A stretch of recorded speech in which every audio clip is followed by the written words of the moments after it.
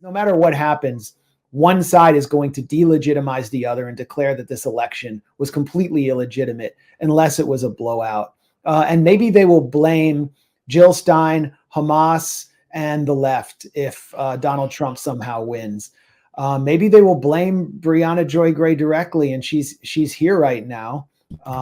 One of the most influential voices of the truly independent left in America. So welcome to the Grayzone. I know you're really busy tonight. I don't get as many. No, it's my pleasure to be here. It's like when I was in junior high and like I just didn't, like you were judged by how many bar mitzvah invitations you got. So I guess you got more than me tonight. But I mean, you're in the thick of it. Like you're actually kind of connected to a camp. You're involved in the Jill Stein campaign. Is it fair to say that?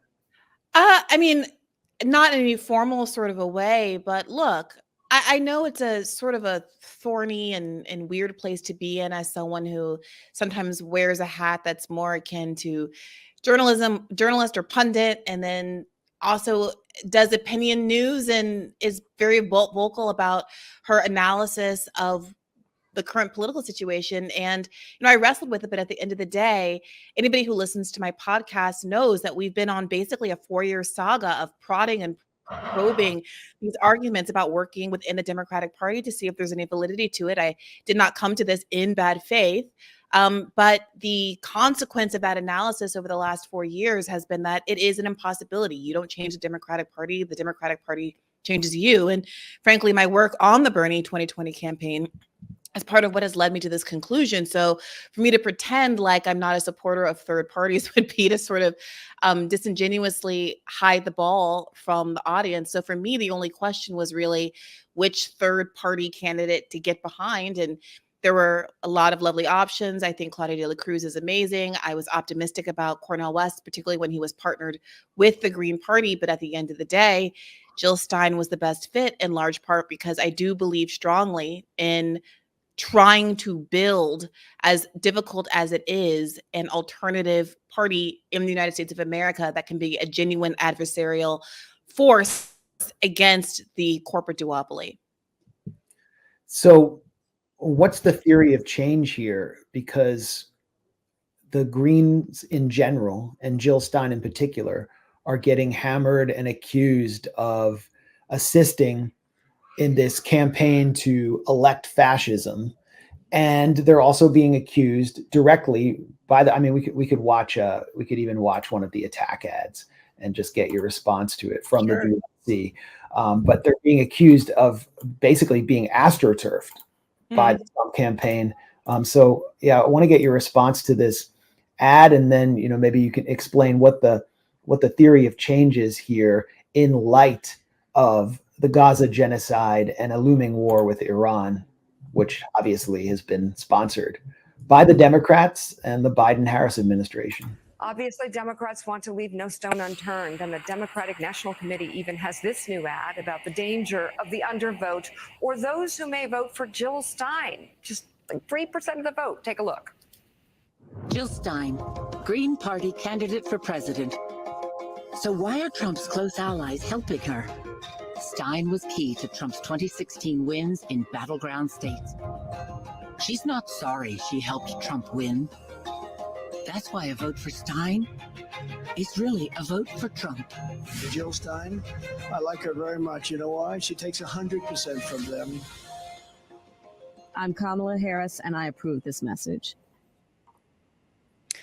Yeah, I think that ad, which by the way is the first time I believe the Democratic Party has ever run a TV ad against a Green Party candidate, is real evidence of how afraid they are of how much the Green Party is eating in to votes that the Democratic Party feels it is entitled to. Look, I think generally speaking, historically speaking, Green Party voters have not been people who were ever going to vote for the Democratic Party, but I think that is really changing, especially when you look at the large number of Muslim and Arab American voters who have said that Jill Stein is their first choice. The CARE poll that came out just a few days ago showed that more Muslim voters choose Jill Stein than are choosing Kamala Harris, about 42% to 40% or something like that. Don't quote me exactly. It's a close margin, but nonetheless, Jill Stein is eked out ahead. And I think panic about what that means in states like Michigan, which have large numbers of Muslim and Arab American voters, is terrifying to the Democratic Party. To be clear, they had a choice. They had a choice to win those voters back by simply agreeing to demands which are shared by overwhelming majorities of the American public, a ceasefire and an arms embargo against Israel.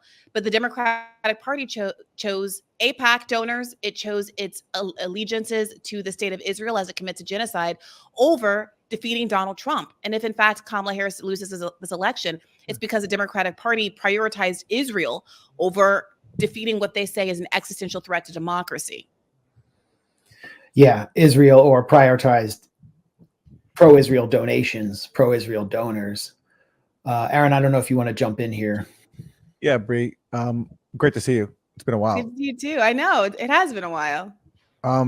You were part of the 2020 Bernie Sanders campaign, which, you know, many people consider sort of like the zenith of the left. If you know, it's hard to remember now, but those days before the primary really kicked off, I remember a lot of us thought, I mean, me included, that he was going to win, which was, you know, I can't think of in my lifetime, a time of more excitement being on the left. And obviously that didn't pan out, and it's been steadily downhill ever since. And I'm just curious now, as someone who's on that campaign and who now is facing such a backlash from other people on the left for your stance, which has been, you know, the Democrats should be punished for their role in facilitating the genocide, and your open support for Jill Stein.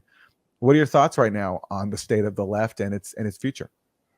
So first, I just want to say that it's not just that the Democratic Party should be punished. I do think that there needs to be a moral accounting, but, you know, I'm not God, and that's really not my role.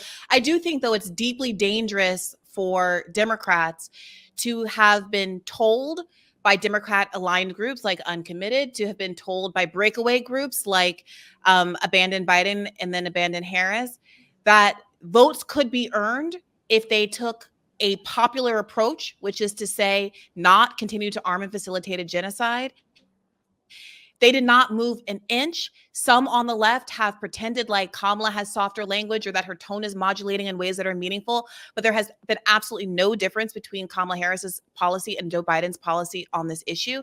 So for there to have been months and months before the election, a clear warning from the electorate that they needed to change their policy in order to win. If the Democratic Party, having ignored those warnings, still does win, my concern is that the Democratic Party will have an unprecedented mandate to commit genocide. They will have been given a mandate to commit genocide, and to know that there are absolutely no consequences at the voting booth or anywhere else for their actions. And what that means for the future of this country and the future of the world puts ice in my veins. But to the core of your question about Bernie Sanders and 2020 being the sort of zenith of the left, for me, I think a lot of people who were really invested in the Bernie campaign, it was that campaign in the 2016 campaign that really proved to us that working from within the Democratic Party was a fool's errand. Realistically speaking, you're not going to get a candidate like Bernie again, in terms of someone who had such high popularity, a long career in Congress, kind of professional political bona fides, a record that was strong, that he could run on, that was largely unimpeachable, not completely unimpeachable, but largely so. And that who benefited from an organic groundswell in 2016 that he didn't even anticipate. Coming back prepared in 2020, having bested almost everyone in the Democratic primary, and then to face the coordinated dropping out of centrist candidates so they could consolidate behind Joe Biden after Super Tuesday. I mean, that was evidence of just the beginning, I think, of how far the Democratic Party is willing to go to make sure that someone like Bernie Sanders is never within a stone's throw of the White House.